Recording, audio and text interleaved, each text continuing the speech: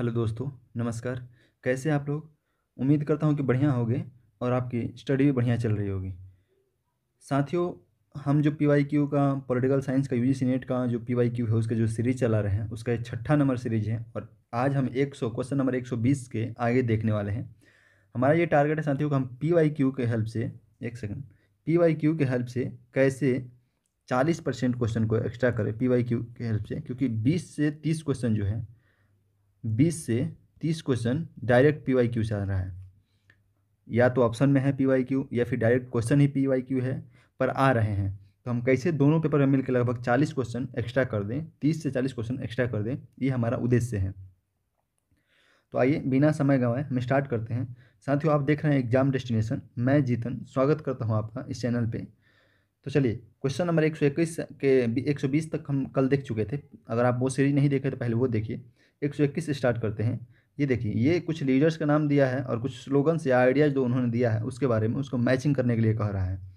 तो कह रहा है कि गरीबी हटाओ का नारा, भूदान, जय जवान जय किसान का नारा, जो एकात्म मानववाद। अगर आप इसमें किसी एक को भी अगर पता है, जैसे आपको इतना पता होगा कि दीनदयाल उपाध्याय एकात्म मानववाद की बात करते हैं,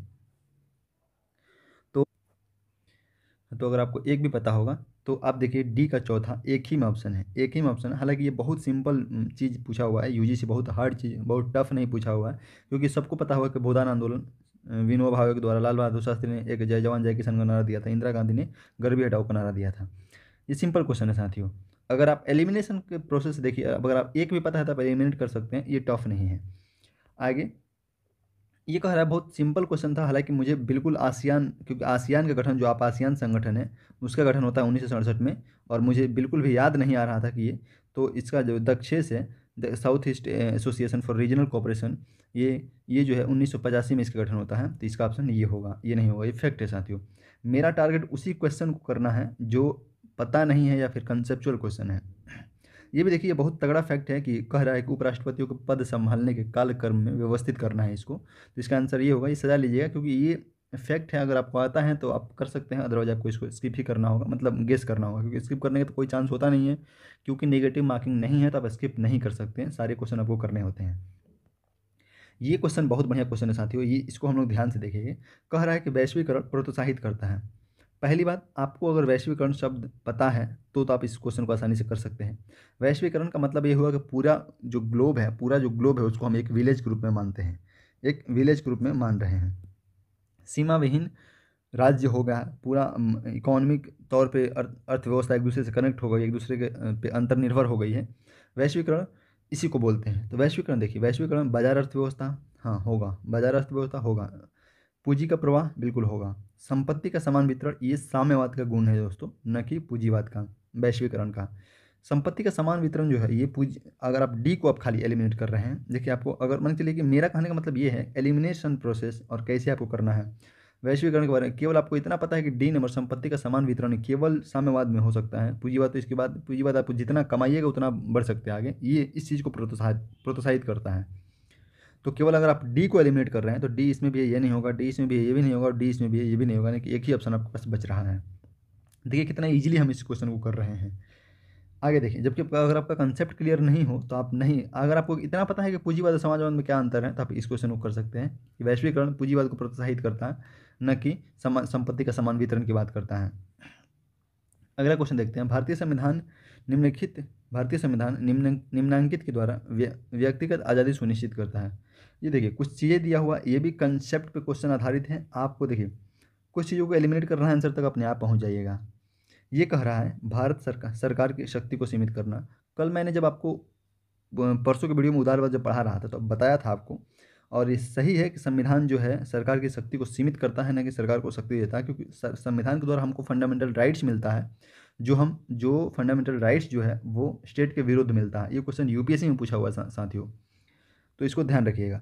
फंडामेंटल राइट्स जो है वो यूपीएससी बोल रहा हूँ, हाँ, सरकार के विरुद्ध मिलता है हमें, तो सरकार की शक्तियों को सीमित करता है। तो ये तो होगा ही, ये होगा, यानी कि जिसमें जिसमें ए नहीं है उसको हम एलिमिनेट कर सकते हैं, इसमें नहीं है इसको हटा दीजिए आप। शक्ति एवं अधिकार के विभेद द्वारा राज्य और व्यक्तियों के बीच संबंध संबंध निर्धारित करना। मुझे नहीं पता है, चलिए ठीक है। सिविल अधिकार और स्वतंत्रता को परिभाषित करता है, ये भी मुझे नहीं पता है। लोगों के मौलिक अधिकारों को मान्यता प्रदान करता है, फंडामेंटल राइट्स में बिल्कुल है, ये सही है। डी भी होगा। अगर डी होगा तो अब देखिए जिसमें इसमें डी नहीं है उसको हम काट सकते हैं, ये काट सकते हैं। अब हमारे पास दो ऑप्शन बच रहे हैं और दो में हम आप समझ सकते हैं 50-50% चांस पे ला दिए हैं हम। अधिकारों की प्रदायगी की गारंटी नहीं, नहीं संविधान में गारंटी दी गई है, फंडामेंटल राइट्स के अधिकारों की गारंटी दी गई है, तो यानी कि ई तो ऑप्शन नहीं होगा। अब जिसमें ई है उसको हम एलिमिनेट करेंगे, यानी कि देखिए हम कितना आसानी से ऑप्शन में पहुंच जाए। जबकि अगर मेरे पास सपोज कीजिए कि मुझे ये नहीं पता है, ये भी नहीं पता है, फिर भी अगर हमको इतना पता है और ये पता है कि ये नहीं हो सकता है, तो सोचिए कि हम अब आंसर तक आसानी से पहुँच जा रहे हैं। तो इस तरीके से आप पहुंच सकते हैं साथियों। आगे देखिए, अगला है 126 नंबर क्वेश्चन। ये डायरेक्ट क्वेश्चन था और फैक्ट था, एकदम प्योर फैक्ट है ये कब से विश्व व्यापार संगठन में भारत कब शामिल हुआ था। साथियों एक बात जब हम पढ़ेंगे ना, जब इंटरनेशनल ऑर्गेनाइजेशन जितने भी उसको पढ़ेंगे तो हम देखेंगे कि गेट जो है GATT, इसकी स्थापना तो 40 के दशक में हो जाती है, परंतु 1947 में, शायद एग्जैक्ट डेट तो नहीं याद है, अगर आपको याद हो तो आप बताइएगा। 1947 के आसपास होती है इसकी स्थापना, गेट की स्थापना। और उसके बाद से ये गेट जो है ये चलते रहता है और 1990 1 जनवरी 1995 से गेट को ही बदल के क्या कर दिया जाता है, तो वर्ल्ड ट्रेड ऑर्गेनाइजेशन कर दिया जाता है। वर्ल्ड ट्रेड ऑर्गेनाइजेशन यानी कि इसका जो आंसर होगा 1 जनवरी 1995 होगा। ये फैक्ट है, ये आपको याद रखना होगा। आगे देखिए, अगला है, ये भी बहुत तगड़ा फैक्ट है साथियों, पर एक बुक है जिसको आप हमेशा उसको आप याद रखिएगा, और वो बुक का नाम है क्या, तो the second sex. The second sex जो है ये बुक है, सैमन द वेवियर का बुक है ये बड़ा फेमस बुक है साथियों। अगर बी का हम चौथे से मिला रहे हैं तो देखिए बी का चौथा कहाँ कहाँ ऑप्शन है। बी का चौथा इसमें भी है, इसमें भी है और इसमें भी है, यानी कि एक आंसर को हम एलिमिनेट कर रहे हैं अभी, एक आंसर को एलिमिनेट कर रहे हैं। अब देखिए आगे देखते हैं, ये तो हो गया। एक और साथियों, एक और केट मिलेट की बुक है सेक्सुअल पॉलिटिक्स। ये हालांकि जब हम पढ़ेंगे तो सब हम बताएंगे आपको कौन किसका बुक है, क्योंकि केट मिलेट का जितनी बुक है उसको हम लिखेंगे एक जगह पे। तो केट मिलेट का जो बुक है एक सेक्सुअल पॉलिटिक्स, इसकी बुक है। अब देखिए एक का तीसरा से मिला दीजिए। अगर आपको सपोज कीजिएगा सैमन द वेवियर का बुक द सेकंड सेक्स नहीं पता है, तो केट मिलेट का अगर बुक का नाम पता होता तो एक का तीसरा का मिला के देखिए, एक का तीसरा केवल एक ही में है और यही ऑप्शन होगा, एक का तीसरा एक ही ऑप्शन है। तो इस तरह से आप मिला सकते हैं। अगर आपको नहीं पता था बुक का नाम साइड में लिख सकते हैं और इसको याद रखिएगा साथियों। आगे देखिए 128 नंबर कह रहा है निम्नलिखित में से किसने the function of the executive नामक पुस्तक लिखी थी। तो ये चेस्टर बर्नार्ड है साथियों, ये चेस्टर बर्नार्ड है। इसको भी आपको याद रखना होगा। 129 नंबर क्वेश्चन देखते हैं। 129 नंबर क्वेश्चन, भारत निम्नलिखित के कारण महाशक्ति के रूप में उभर रहा है। ये देखिए ये प्योर कंसेप्ट पे आधारित है, आपके समझ के ऊपर डेवलप कर रहा है। कितना आपका समझ डेवलप है इस पे, इसलिए क्वेश्चन को दिया गया है कि क्योंकि ये इसमें कोई फैक्ट नहीं है। कह रहा है कि भारत निम्नलिखित के कारण महाशक्ति के रूप में उभर रहा है। तो देखिए सबसे पहले राजनयिक संबंध मुझे नहीं पता है। पड़ोसी देशों के साथ बढ़ रहे संघर्ष, ये देखिए अगर ये संघर्ष बढ़ेगा तो क्या भारत कभी महाशक्ति के रूप में उभर पाएगा। अगर हम लड़ते रहेंगे तो कभी कोई हमको सपोर्ट ही नहीं करेगा कि तुम महाशक्ति बन सकते हो, तुम महाशक्ति बनने के लायक हो। तो हम डी को एलिमिनेट कर रहे हैं, सबसे पहले डी को एलिमिनेट कर रहे हैं। तो दो ऑप्शन हमारा, क्योंकि इसमें भी डी है और इसमें भी डी है, ये एलिमिनेट हो गया डी को एलिमिनेट करने से। आगे कह रहा है सैन्य क्षमता, बिल्कुल सही सी। अब देखिए अब एक चीज़ आप कर सकते हैं, एलिमिनेशन प्रोसेस। देखिए दो ऑप्शन एलिमिनेट हो गया, इसमें भी बी है, इसमें भी सी है, इसमें भी बी है, इसमें भी सी, यानी कि बी और सी ये दो तो 100% सही होगा, क्योंकि ये दोनों में है। अब हमारा डिसाइड करेगा ए और ई, इन दोनों में से अगर किसी एक को पकड़ेगा तो आंसर तक पहुंच जाएंगे। देखिए नरम शक्ति को छीन करना, अगर देखिए जब हम पढ़ेंगे साथियों, जब हम आगे पढ़ेंगे तो 2-3 टर्म आपको हम पढ़ाएंगे, और वो है एक सॉफ्ट पावर, एक हार्ड पावर और एक है स्मार्ट पावर। इन 3 टर्म को हम पढ़ेंगे और बताएंगे कब क्या किसने कहा था और क्या क्यों कहा था ये। तो सॉफ्ट पावर, अभी आप सॉफ्ट पावर आप बस एक नाम याद रखिए, सॉफ्ट पावर क्या होता है वो हम आगे बताएंगे। सॉफ्ट पावर डिक्रीज करेगा तो ये राष्ट्र के लिए खतरा है, राष्ट्र के लिए अच्छी चीज़ नहीं है। सॉफ्ट पावर को एक एग्जाम्पल के थ्रू हम आपको बता देते हैं। जैसे एप्पल जो फ़ोन है, आईफोन जो है एप्पल, वो एक सॉफ्ट पावर डेवलप किया हुआ है कि अगर आपके पास एप्पल है तो आप एलिट क्लास का लगिएगा, समझ पा रहे हैं मेरी बातों को। अगर आपके पास आईफोन है तो आप सॉफ्ट एलिट क्लास का लगिएगा, वो एक सॉफ्ट पावर डेवलप किया हुआ है। तो सॉफ्ट पावर अगर उसका डिक्रीज करता है तो उसका मार्केट वैल्यू गिर सकता है। तो सॉफ्ट पावर अगर डिक्रीज करेगा तो ये महाशक्ति के रूप में उभरने का लक्षण तो नहीं है। तो ई नंबर नहीं हो सकता साथियों, डिक्रीजिंग सॉफ्ट पावर नहीं हो सकता है, यानी कि ई नंबर काट दीजिएगा तो आपका ABC आंसर हो जाएगा। इस तरीके से देखिए हम आंसर तक पहुँच रहे हैं। 130 नंबर क्वेश्चन देखिए, प्योर फैक्ट है साथियों, और ये बहुत ही सिंपल फैक्ट है कि अध्यादेश जो ऑर्डिनेंस जारी करने का होता है वो राज्यपाल को कौन सा आर्टिकल के तहत दिया जाता है, तो 213 का है। आपका काम है ये कि आप कमेंट बॉक्स में बताइए कि राज्यपाल का तो 213 के तहत दिया जाता है, राष्ट्रपति को कौन सा आर्टिकल है जो ऑर्डिनेंस जारी करने का पावर देता है। 131 देखते हैं, और 131 में देखिए काल कर्म में सजाने के लिए दिया हुआ है साथियों। ये बहुत सिंपल क्वेश्चन भी है, बहुत टफ क्वेश्चन भी है, क्योंकि आपको शायद नहीं पता होगा हर डेटा को, पर इतना पता होगा कि आंध्र प्रदेश पुनर्गठन सबसे पहले होता है, ये आपको पता होगा। और सबसे पहले यानी कि एक ही सी से स्टार्ट होने वाला एक ही है ये। देखिए कितना सिंपल ही हम आंसर तक पहुंच रहे हैं। अगर हमको ये भी नहीं पता है, ये भी नहीं पता, ये भी नहीं पता, ये भी नहीं पता है, हालांकि ये 1956 में होता है ये। इस तरीके से आप सब आपको अगर पता है तो अच्छी चीज़ है, अगर नहीं पता है उसी चीज़ में देखिए, क्योंकि सी से स्टार्ट होने वाला एक ही ऑप्शन है और वो आप पहुँच सकते हैं आसानी से। इसका आंसर ये होगा। 132 कह रहा है कि विश्व को केवल मजाक मजाक में ही गढ़ा जा सकता है। जो भी व्यक्ति राज्य की राजनीतिक शक्ति का अधिग्रहण करने करना चाहता है और उसे बरकरार रखना चाहता है, उससे उसके पास मजबूत सेना होनी चाहिए। किसका कथन है, तो ये माओ जेडोंग के कथन है साथियों, क्योंकि ये न्याय से संबंधित है, ये लिबरलिज्म से संबंधित है, और प्लेटो को तो आप जानते हैं ये किससे संबंधित है। अगर नहीं जानते तो हम प्लेटो को जब पढ़ेंगे तो उसमें देखेंगे वो क्या थ्योरी देता है, कौन सा क्या देता है। म्यूनिख समझौता कब होता है साथियों, तो म्यूनिख समझौता देखिए, ये मैंने गलती कर दिया था, आई एम सॉरी, मैंने गलती बोल दिया है कि मैंने गलती कर दिया था। नहीं ठीक है, ये 1938 में ही होता है म्यूनिख समझौता। तो ये देखिए ये फैक्ट है, ये आपको याद रखना होगा।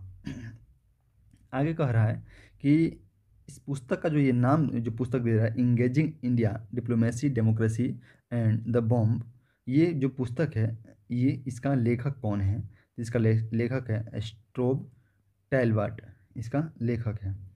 आगे देखिए, आगे कह रहा है कि डैग हैमसर जोल्ड संयुक्त राष्ट्र के महासचिव किस वर्ष नियुक्त। ये बहुत ही गहरा फैक्ट पूछा हुआ है साथियों, और इसका जो आंसर होगा इसका जो आंसर होगा वो 1953 होगा। 1936 सॉरी 136 क्वेश्चन देखते हैं साथियों। इतिहास स्वयं की चेतना का तर्क का विकास है तथा संवैधानिक विधान सम्मत राज्य इतिहास की प्रवृत्ति है। उपरोक्त कथन किसका है, ये आपको पता होगा, हीगल का कथन है। नहीं पता है तो जब हम हीगल को पढ़ेंगे तो वहाँ पे आपको बताएंगे, क्योंकि देखिए ये फीमेल थिंकर्स है, नारीवादी थिंकर्स है। ये जो है अभी हाल ही का नया थिंकर्स है, ये जो क्या बोलते हैं उपनिवेशवाद पे लिखते हैं, और जॉन लॉक तो लिबरलिज्म पे लिखता है। तो ये जो है हीगल जो है वो हिस्ट्री की बात करता है, वो हम पढ़ेंगे कैसे ये हिस्ट्री फोल्डेड की बात करता है, आगे इस सबको देखेंगे।